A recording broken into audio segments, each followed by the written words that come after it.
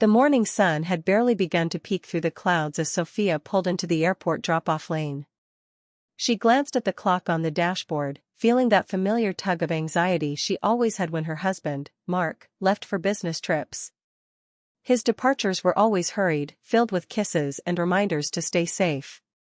But today, as she watched him sling his suitcase over his shoulder, something about the air felt heavier, almost too still.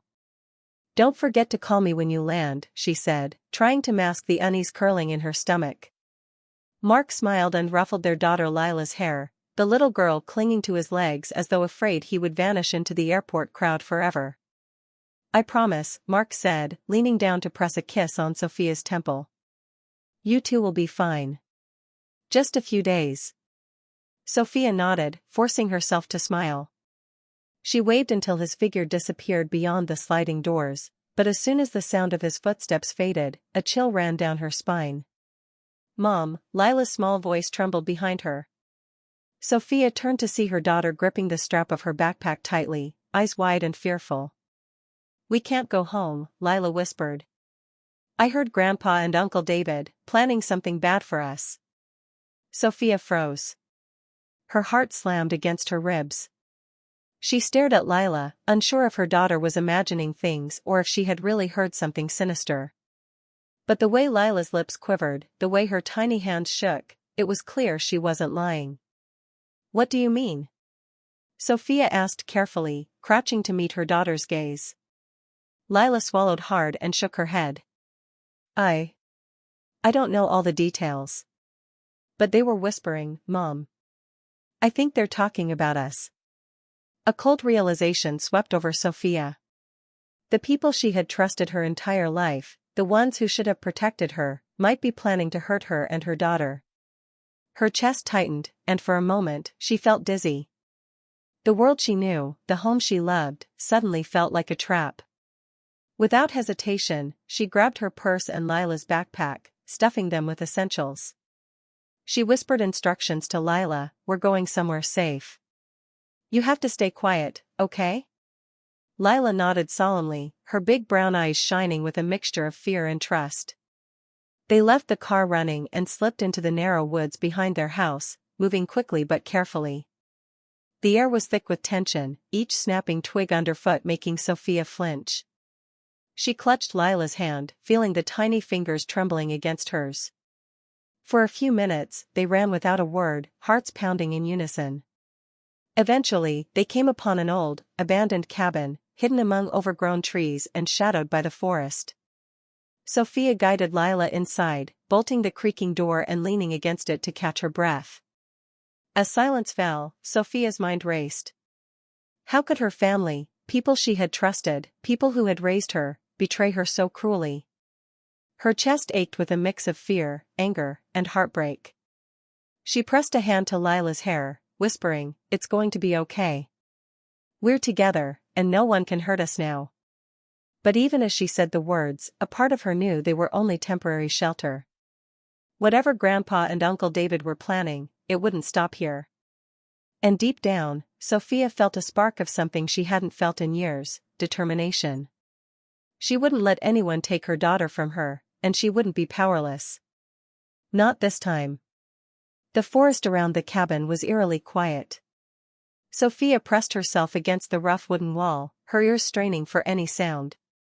Lila sat huddled beside her, clutching a small stuffed rabbit as if it were a lifeline. The wind whispered through the branches, but it couldn't mask the pounding of Sophia's own heart. Every instinct screamed at her that danger was close. Sophia's thoughts raced. Grandpa and Uncle David, people she had trusted all her life, were out there, somewhere. She tried to recall any warning signs, anything that might have hinted at betrayal. But the memories that surfaced were small and easily dismissed, the odd glances, whispered conversations she had never overheard fully, moments where her opinions had been subtly dismissed. She had brushed them off as family quirks. Now, they felt like pieces of a puzzle she had refused to see. After what felt like an eternity, Sophia risked a glance out the cabin window. Her stomach dropped. There, in the driveway of her own home, she saw them. Grandpa and Uncle David were moving with a strange, deliberate precision.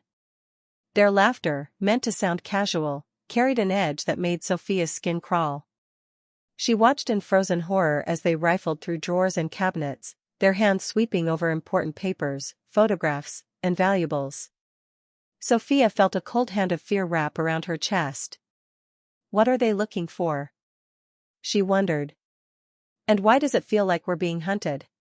For a moment, she thought about rushing back, confronting them. But the fear for Lila's safety anchored her to the cabin floor. Any sudden movement could give them away. Her mind shifted quickly, weighing options, calculating escape routes. She realized that running wasn't enough, they needed a plan. Sophia remembered the conversations with Lila that morning, the whispered fears and tiny details the girl had noticed.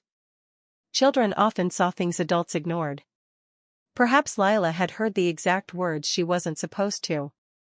The thought filled Sophia with a bittersweet mixture of pride and sorrow. Her daughter had been right, and now the danger was real. As she watched, her anger simmered beneath the fear. How could people she loved betray her like this? How could they plan harm against their own blood? The thought of her family conspiring against her ignited a fire within her, a burning determination that mingled with the fear. She knew instinctively that she couldn't remain a passive victim. Not her, not with Lila depending on her. Sophia bent down and whispered to her daughter, "Stay quiet. Stay hidden. I promise I'll protect us." Lila's trembling grip tightened on her hand, her wide eyes silently pleading for reassurance. Then, Sophia noticed something else, a subtle weakness in Grandpa and Uncle David's movements. They were focused, overconfident, and careless. Each step they took, each laugh, each glance at one another revealed their underestimation of her. And that was the spark Sophia needed. They thought she was powerless. They thought she would hide and wait, paralyzed with fear. But Sophia wasn't powerless. Not anymore. She pressed her forehead against the cool window, her reflection merging with the darkened forest beyond. In that moment, a plan began to take shape.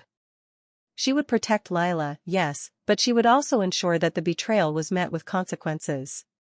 Grandpa and Uncle David had made a fatal mistake. They had underestimated a mother's love, and the strength it could awaken. The forest outside was quiet again, but the storm inside Sophia had only begun. And deep in her chest, a single thought took hold: they will regret ever thinking they could hurt us. The cabin was quiet, but Sophia's mind was anything but. The shadows of the forest pressed against the windows, echoing the unease she felt deep in her chest.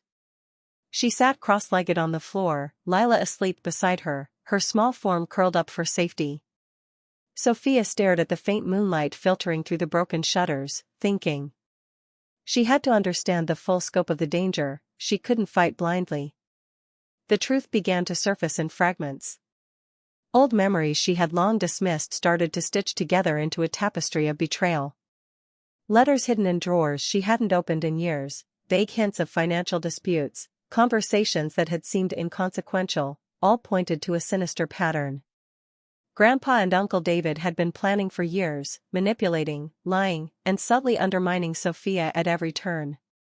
Her hands trembled as she realized how carefully orchestrated everything had been. They hadn't just wanted to frighten her, they had wanted control. They had always coveted what belonged to her, her independence, her inheritance, the trust she had placed in them. And now, with Mark away, they thought the time was perfect to strike. Sophia's chest tightened with a mix of fury and grief. She had been blind, trusting the wrong people, but now her eyes were open. Every betrayal she had felt, every dismissed opinion, every subtle insult, made sense. Her family had underestimated her, and that mistake would cost them dearly. Yet fear still lingered, like a shadow she couldn't shake. She couldn't let Lila see it, her daughter needed courage, even if Sophia had to borrow it from somewhere deep within herself. She whispered, "We'll be okay, Lila. I promise." In the silence that followed, Sophia began to strategize. Grandpa and Uncle David were careless, they had overreached. Every plan has a flaw, she reminded herself, and she just needed to find it. She recalled their movements outside her house, their subtle arrogance, the way they laughed as if they were untouchable. That arrogance could be used against them. Over the next few hours, Sophia carefully traced their routines, taking notes in the margins of old notebooks she found in the cabin. She marked weaknesses in their timing, their overconfidence, even in their relationship with one another. Every detail, no matter how small, became a potential lever in her growing plan. As she worked, a new feeling stirred inside her, something she hadn't felt since childhood, before the betrayals had begun. A quiet, simmering determination. It wasn't just survival she wanted anymore, it was justice. She wanted to ensure that Grandpa and Uncle David would understand, in a way they couldn't ignore, the depth of the wrong they had committed. Sophia looked down at her sleeping daughter and made a vow. This wasn't just about protecting Lila, it was about reclaiming their lives, their dignity, and the trust that had been shattered. She would make them pay, not with violence, but with the kind of revenge that cuts deeper, clever, calculated, and undeniably just. The night stretched on, but Sophia felt awake in a way she hadn't in years. Fear was still there, but it had transformed into something sharper, focus. She was no longer a passive victim. She was a mother, a daughter, and a woman who would not be fooled or defeated. And as the first hint of dawn crept into the forest, Sophia knew one thing for certain: Grandpa and Uncle David had underestimated her. And that would be their greatest mistake. The morning air was crisp as Sophia guided Lila through the woods, back toward the edge of the driveway. The house loomed ahead, deceptively quiet, almost as if it knew the storm that was about to unfold. Sophia's hands were steady, but her heart raced. Every step closer was a step into the belly of betrayal, but she no longer felt like prey. She felt like a predator. Weeks of careful observation and quiet preparation had led to this moment. Sophia knew exactly what Grandpa and Uncle David prized: the documents they had been rifling through, the evidence of their greed, and most importantly, the perception that they were untouchable. That perception would be shattered today. She moved silently into the shadows, Lila clutching her hand, whispering, "Are we really going to stop them, Mom?" "Yes," Sophia said softly, squeezing her daughter's hand. "But we'll do it smart. We'll make them see that they underestimated us." From her hiding spot behind the large oak tree, Sophia watched as her father and uncle emerged from the house, laughing as if the world belonged to them. Their overconfidence was their weakness, and Sophia had prepared for it. With precision, she had left subtle clues in places she knew they would find, a trail of documents leading them to a room where she had set up recordings of their conversations, proofs of their schemes, and evidence of every lie they had told. Sophia had arranged it so that when they discovered it, it would feel like the house itself was turning against them. The moment they entered the room, confusion clouded their expressions. Papers were scattered, recordings playing softly from hidden speakers, revealing their own words and plans. Grandpa's face paled, Uncle David's jaw tightened, and for the first time, their laughter faltered. Sophia stepped forward from the shadows, her voice calm but cutting through the silence like a blade. "Do you finally see what your little plans look like from the outside? This is what betrayal looks like." They scrambled, trying to regain control, but it was too late. Every carefully hidden secret, every manipulation and lie, had been exposed. Sophia felt a strange sense of satisfaction, not from malice, but from justice. Her power had been underestimated, and now, she held it firmly. Turning to Lila, Sophia whispered, "We did it. We're safe." Her daughter's eyes shone with relief and pride, and for a moment, Sophia felt the weight of every sleepless night, every worry, lift slightly. The confrontation was over, but the lesson lingered. Grandpa and Uncle David had learned that fear and trust are not to be toyed with.